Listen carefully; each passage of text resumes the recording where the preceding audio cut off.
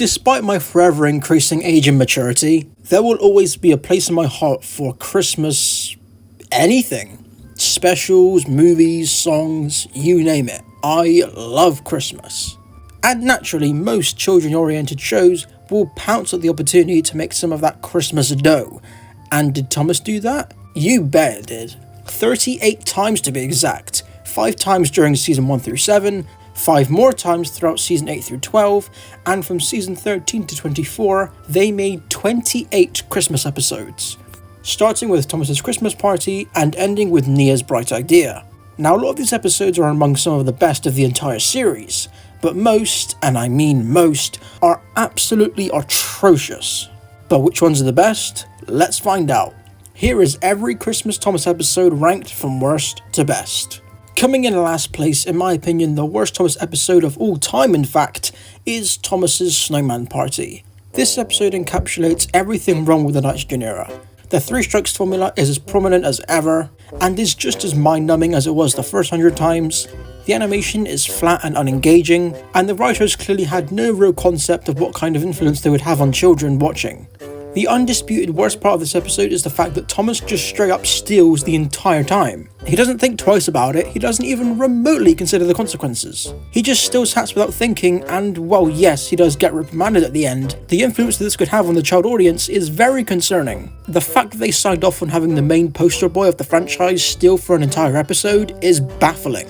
Not only is this of course a horrible lesson to show kids, but this is also extremely out of character for Thomas. If this was James or Billy for example, then I wouldn't be making this point, but Thomas of all characters should know that literally stealing things isn't a good thing to do. That is straight up theft. Thomas committed a crime. Now, with the next 9 episodes, my criticism is more or less the exact same with all of them. I can't think of a single thing to say about them that hasn't already been said about the nitrogen era as a whole. So let's just skip 8 entries ahead. And just for the record, here is how I'd rank them anyway. Henry's Magic Box, 0 out of 10. Merry Misty Island, 0 out of 10. Thomas's Frosty Friend, 0.5 out of 10. Merry Winter Wish, 0.5 out of 10. Let It Snow, 0.5 out of 10. Surprise Surprise, 0.5 out of 10. Percy the Snowman, 1 out of 10. Emily's Winter Party Special, 1 out of 10. And Tree Trouble, 1 out of 10. Next is Thomas's Tricky Tree from season 10. This is about as run-of-the-mill as you can get with the Hit era. I will say that this episode is much more interesting visually than most of the Hit era episodes. That of course comes down to the usage of the large-scale models for Thomas and James. While I don't like the models at all, I personally think they look terrible and are scaled really badly. It was nice to see a Hit era episode take place during the winter time, especially one that takes place at the wharf. But other than that, this episode is just extremely mid. Thomas is very out of character as always, so much so that he refuses to get help from the narrow gauge engines, and for some reason they decide to make Sir Handel of all engines the wise one. I genuinely have no idea where they got this idea from because it was never ever stated in the series that Sir Handel was wise. If anything, he was one of the most immature ones. The only narrow gauge engines that are in character in this episode are Rusty and Duncan, but that is only because they have like 2 lines of dialogue. The only thing that I could even remotely say positive about this episode is that the crash was somewhat interesting to see, but that's literally it. The next episode is Salty Surprise, an episode that I cannot believe exists.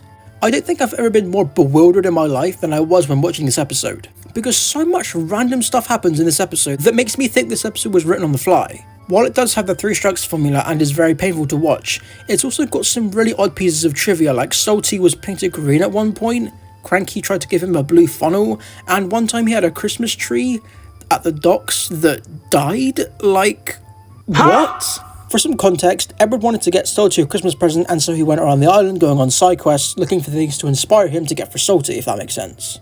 But at the end of the episode, they put out this random BS that apparently Salty's present all along was being able to tell a story. It's so corny, and it makes the end of the episode feel so abrupt and unwarranted. And if it couldn't get any more confusing, Sir Topham Hatt just pulls up at the end of the episode out of literally nowhere, dressed as Santa Claus.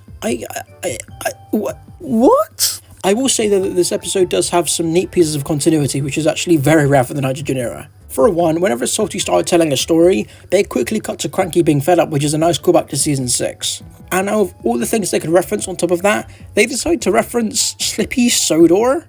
Yeah, for some reason they decided to bring back Thomas's funnel from that one episode. I don't even know what to say about this episode. It doesn't even feel real to me. Next is the party surprise. Much like a lot of the Nitrogen era episodes, I have minimal things to say about this one. You guys know how much I really don't like season 12, and this episode did not change my mind in any way. I'm sorry, but I will just never get used to the animation. The pauses in between dialogue is so jarring, the narration is awful, the colour grading on the footage is horrific, and the story is as repetitive as it ever was. Next up is the last Nitrogen episode on this list, thankfully, and it is the Christmas Tree Express. This episode is not good. Renatus is incredibly out of character, Toby is a miserable old fart, and any episode that has Misty Island in it is automatically bad in my opinion. I will say the animation in this episode is actually not that bad at all. For some context, this episode is from season 16, and I will say that the animation does get a lot better over time. The animation being good though does not save this episode from being straight up bad. It's a real shame that Nitrogen barely got any good episodes to animate. The only thing I can really take away from this episode is that it's the last time we ever hear Michelangelos or Michael Brandon. The next one is A Perfect Gift, an episode that I have absolutely nothing to say about. Reg is an uninteresting character. Percy is a boring protagonist this time round, and it's actually a Three Strikes Formula episode, which is something that I would not expect from the ARC era. It's just so incredibly mid. Okay, now we're getting on to the ones that are actually not that bad. Starting off with Kangaroo Christmas. I'm not gonna lie, when I first went into this episode, I was expecting utter trash. But honestly, it's not that bad. My and everyone else's biggest issue with Big World is that it tries to make Thomas about anything but steam engines, if that makes sense. Just look at any of the dream sequences. But this episode is mainly focused on Thomas helping out a child in need. While yes, we have seen that plot done before, I feel like it was done decently well here. It is very surface level in the way that they convey the message, with kangaroos being used as a catalyst for the story set in Australia. And the visuals for this episode are pretty bad, if I'm honest with you. And that mainly comes down to the set design, but seeing Thomas trying to do good whenever he can will always put a smile on my face. There's also a couple of members in this episode that actually gave me a good chuckle. The mother kangaroo just fully lobbing the stuffed animal after realising that she hasn't had her kid the entire time was kind of funny. I was very pleasantly surprised by this episode. It's not anything remarkable, and like I said, this trope has been done before many times, and in many better ways, but for a Big Adventures episode, this one is actually not too bad at all. Next up is Nia's Bright Idea, another one that I was very pleasantly surprised by.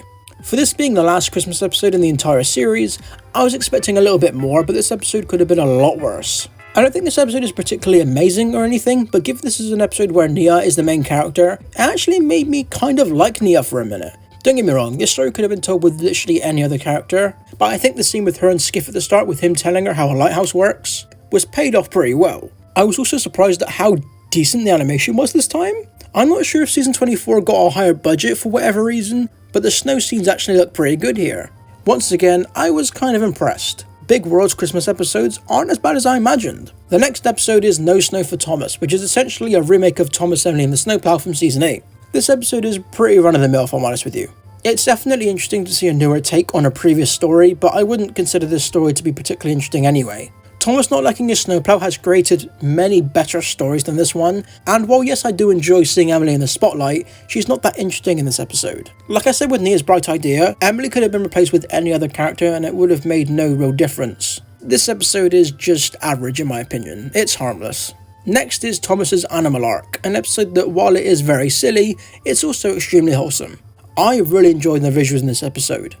The snowstorm is very well animated, and Thomas not even being able to see Rebecca through the snow is a really nice effect. Like I said though, this episode can be very silly at times. I personally don't think that the elephants pushing Thomas would have worked, and I also don't know how really ethical that is, but the last few minutes of the episode are very wholesome. Seeing James babysitting an ostrich was a pretty fun novelty.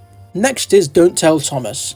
This episode is a bit of a mixed bag. On the one hand, the story of this episode is pretty cliche, it's a trope that you see in every kids show ever, and because of that it does feel very unengaging at times and you can see where the story is going almost instantly. But at the same time though, this episode feels really special at times. I think the main reason why is because of the absolutely fantastic model work during the latter half of the episode, especially during the evening and night scenes. I'm pretty sure I've said this before, but the Hit era always had really good lighting in the sunset and nighttime scenes. The last scene of this episode really hits home for me. Thomas's Hit era theme, which by the way I really like, plays all the way through, and at the end they have this really whimsical and magical piece of music that is absolutely fantastic. Take a listen.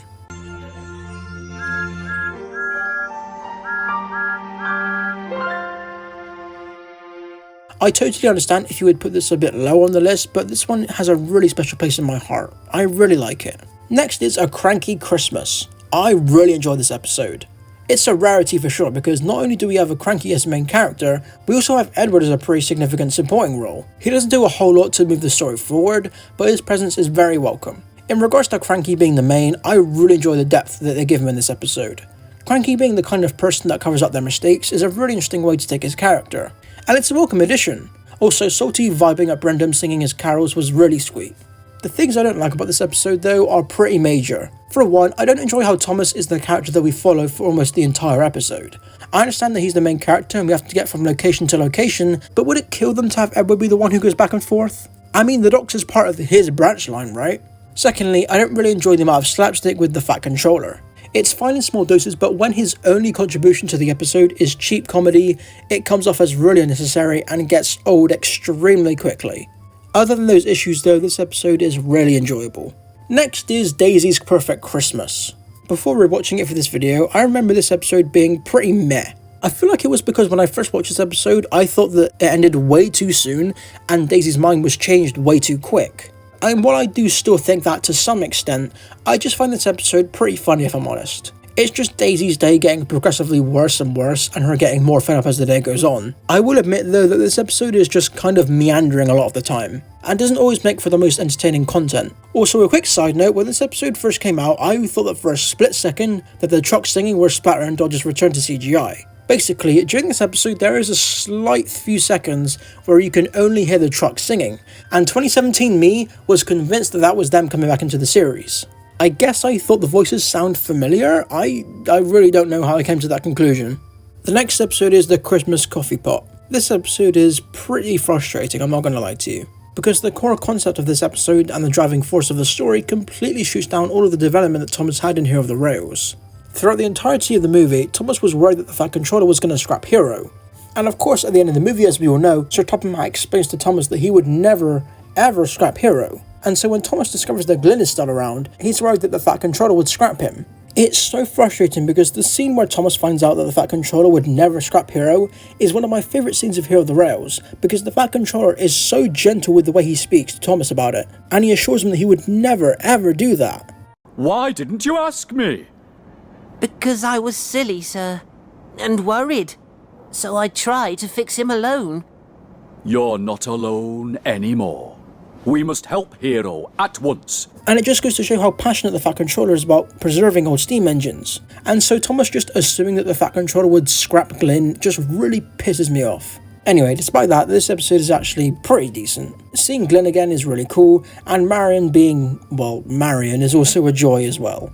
Next is It's Only Snow. Despite this episode being extremely unrealistic with its snow physics, I can't help but enjoy this one. I wouldn't say it's particularly amazing or anything, but it's an enjoyable enough short story. The character selection is nice, the visuals are great, especially for Season 6 standards, and Edward's little inclusion is appreciated. Next is Long Lost Friend. I'm not gonna lie to you, I remember this episode being a decent bit better than it was on rewatch. It's not that the episode is bad or anything, because it's really not, but I feel like they could have done a lot more with the concept than just going on a wild goose chase the entire episode. Seeing Gator again was of course really nice, and seeing Thomas's reaction to seeing Gator again was also really cool. But like I said before, they could have done so much more with the concept, especially with it taking place at Christmas time as well. The moment where Percy reunites with Gator is a really nice moment, I'll admit, which is why it's a lot higher on the list than some of the other episodes. But I just feel like the episode could have been better. I know it sounds like I don't like this episode, but I genuinely really do. It's just that the problems I have with the episode are pretty frustrating. Next up is probably one of my most controversial placements, Thomas and the Toy Workshop. Once again, I went into this episode expecting just pure mid, but I was very pleasantly surprised. Now, is the episode the Three Strikes formula? Yes, but I feel like it's done in a way that doesn't make it anywhere near as annoying as it is usually. They accomplished this by making Thomas actually wanting to do things right, as opposed to him just gallivanting off to do his own thing. And so like I mentioned before with other episodes, seeing Thomas just simply trying to do good is a really heartwarming thing. It is admittedly quite annoying that Thomas is refusing help from his friends, but he's doing it in a way that doesn't seem rude. Whenever his friends ask for help, he always says no thank you, as he clearly doesn't want to disrupt their day. I also really enjoyed the Henry and Thomas dynamic in this episode.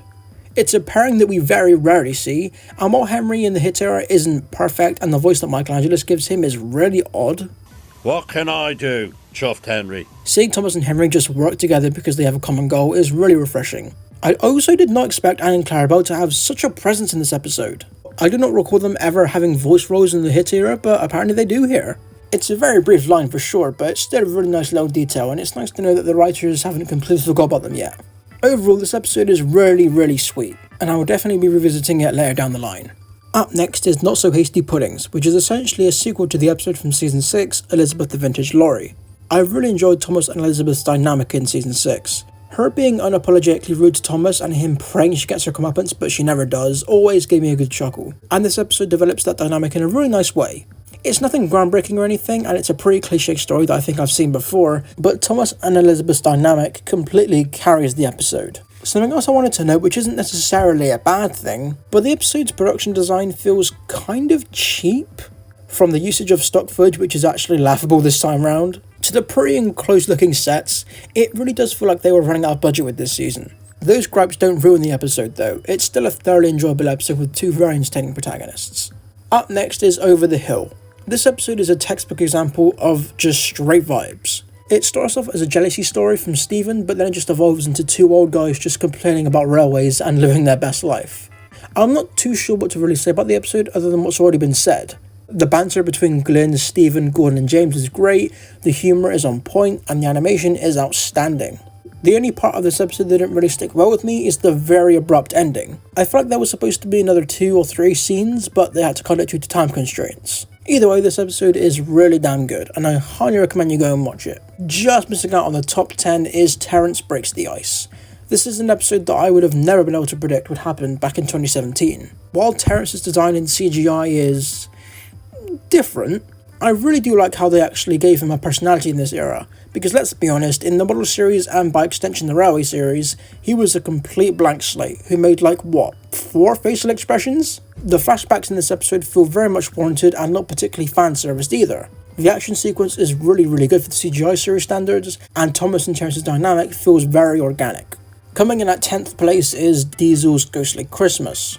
I know A Christmas Carol is a very tired concept and it has been done to death by every franchise ever, but I would never ever get tired of it.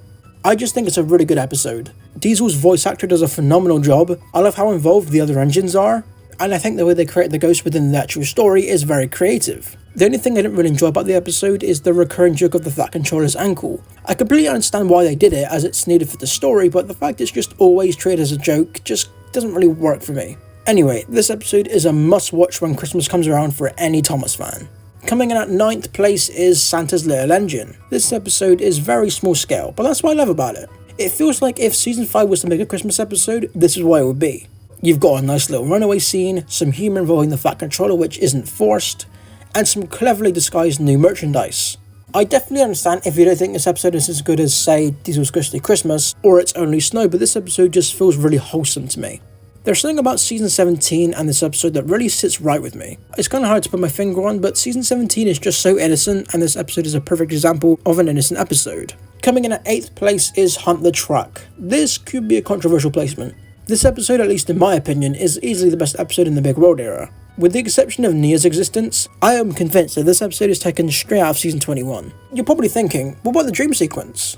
Well, in my opinion, that actually makes a lot of sense for Bill and Ben as characters. Because let's be honest, Bill and Ben are the kind of people who would think like that. They would definitely assume the worst is going to happen when they mess up. Much like Santa's Little Engine, I really enjoy how contained this episode feels.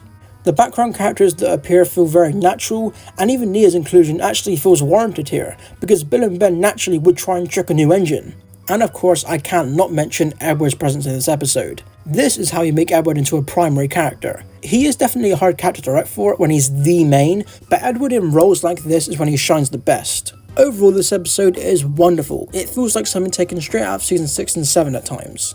Coming in at 7th place is Duncan the Humbug. This episode is so good, man. First of all, I really like this scene at the end of the episode where the Thing Controller apologizes for asking Duncan to be happy all the time. As Duncan explained to him at the start of the episode, that him being grumpy is just who he is. And that's true, some people are just naturally grumpy. And so seeing the Thing Controller apologise for that is really refreshing. Another thing I absolutely loved about this episode is that one scene with Duncan and Luke, where Duncan himself realises that he got annoyed, which he wasn't supposed to do. And even though Rusty was watching, Duncan didn't know that, and so he was being honest with himself and he was ready to apologise. And while yes, Luke could have told the Thing Controller, Duncan found it within himself to own up to what he had done, and I really like that for his character. And of course the scene itself is just adorable because Luke is the most adorable little bean on the entire planet. It's also kind of humorous to me how average the animation is throughout almost the entire episode, and then out of nowhere, Ark just decides to drop these Pixar level shots for no reason. I always found that kind of funny. Just missing out on the top 5 is the missing Christmas decorations.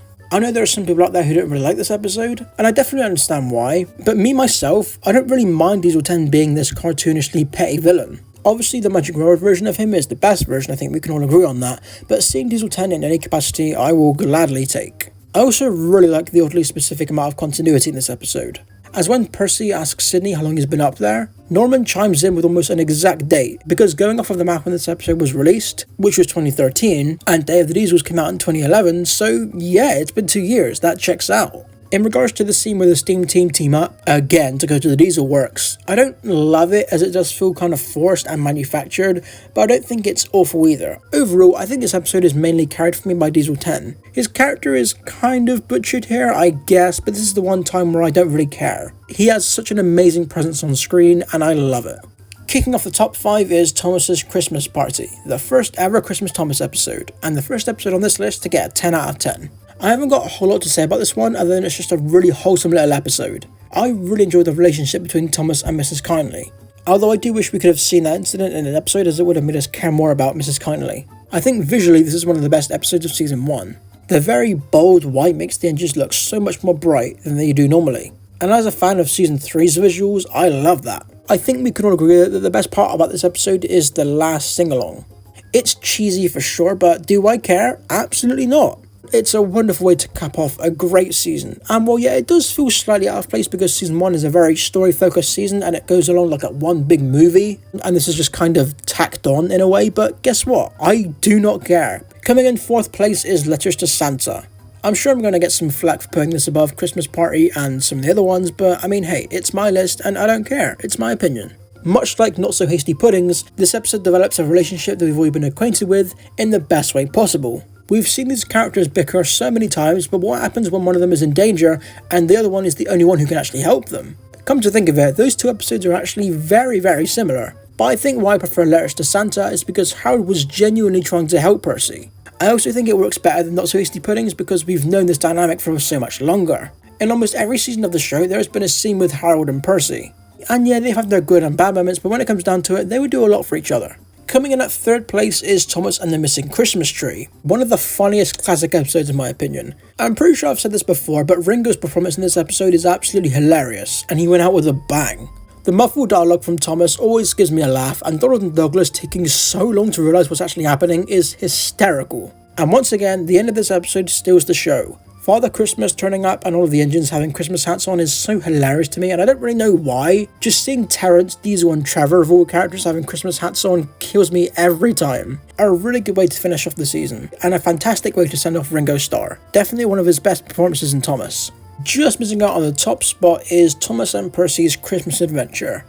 Yes, I'm sure you all assumed that this was going to be number 1, but there's one episode which is better, but we'll talk about that in a minute. This episode does something pretty different in regards to the first 2 Christmas episodes we got on the show. It's got a much bigger scale and way higher stakes, but of course it's done in a way that doesn't make it feel overly dramatic. It's a perfect balance of silly shenanigans and heartwarming moments. And before I say anything else, I want to make it very clear that whenever I praise this episode, I am referring to the UK version and the UK version only. Christmas Adventure does a really good job of involving characters who never usually get that much time in the spotlight, whether that be Terrence and Harold playing a key role in the rescue, or the semi-heavy focus on the humans. We don't dive into any of their characteristics, but having the villagers decorate the sheds after Toby, Thomas and Percy save them is a really nice touch, and makes Sodor feel like a very close community of people. I also love the humour in this episode. It's very few and far between, but Percy being completely oblivious to what Santa is so oddly in character for him, and I love it. I could not give this episode a higher rating if I tried. But coming in at 1st place, the best Christmas Thomas episode in my opinion is Last Train for Christmas. This episode is everything a Christmas Thomas episode should be. Every main character plays a part in this. Even characters like Diesel, Duck and Oliver and Hero play a very decent role. I think one of the strongest aspects of this episode is how well connected it is to the rest of season 18. The slip coaches play a huge role in this. They also do a lot of setup and payoffs in this episode. Throughout the entire episode, the characters keep thinking they're seeing Santa, but it's actually just Harold. But at the end of the episode, we see the man himself. In Duck and the Slip Coaches, Duck mentions that you can sometimes misjudge a station, therefore making the coach overshoot the station. And that's something that Connor does. And it's not even done in a rude way either on Connor's part. He just simply didn't know. And the icy conditions definitely wouldn't have helped either. At the start of the episode, they mentioned that the snow piles up a lot near Vicarstown, and that's something that happens near the end of the episode. And in Hill the Rails, Hero mentions that there was a lot of snow where he came from, and so Hero combating the biggest snowdrift at the end of the episode makes perfect sense. I also really enjoy how Connor is the main character this time round. I wouldn't say he's a particularly well written character because let's be honest, there isn't that much to him, but seeing how dedicated Connor is to making that last train for the little boy is so heartwarming. And this little scene with the Fat Controller is debating whether or not to close all the stations, but then he sees a child with their family stranded at Knapford, so he immediately changes his mind, is so well done. This episode is simply phenomenal. It is, in my opinion, one of the best episodes in the entire series. I would honestly say that it's a top 3 episode of all time for me. It astounds me that this is an actual episode of Thomas. It's not Shakespearean levels of writing or anything, but for a CGI Thomas episode, I could not ask for anything more. I love this episode so goddamn much, and it is easily, in my opinion, the best Christmas Thomas episode by a country mile.